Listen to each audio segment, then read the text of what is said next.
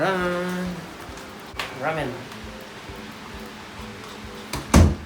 Hi guys! Welcome to our channel. So today, this vlog is about Mendocoro Take-Home Ramen Kit. Ipapakita lang namin sa inyo kung ano yung laman siya, kung paano namin i-prepare tong ramen. Hey, Super Chasu and one Tantan Men. Pinadeliver namin through Lala Move Pabili Service. Sirain ko na kasi hindi masyadong maganda yung paper bag. Tantan Men siya. Dapat consume before July 24. So, 3 days. Then, ito naman yung Super Chasu. Then, may kasamang chopsticks and napkins.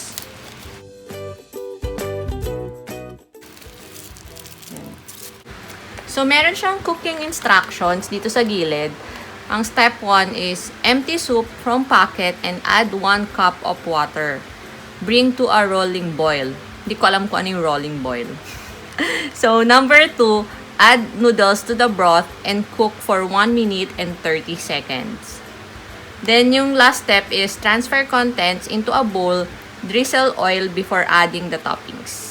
So, ayun. Then, pwede na kang i-consume. Tumawag muna kami dun sa Mendocoro bago kami nag-book ng Lala Move. Open muna natin yung laman ng Super Chasu. And, so, ito yung Super Chasu. And then, the noodles. And then, yung broth. Yung soy soup and I'm not sure kung ano to ito. So, ayun siya. Then, ito naman yung Tantan Men. Ito yung giniling niya and syempre yung ang tawag dito sa petchay. Bok choy niya sa ibabaw. And the noodles. And yung Tantan Men soup. And the oil. Chili oil. We are now opening the pork chasu, the super chasu. Anong tawag dito? This one is I don't know. Ito. This one is the bamboo shoot.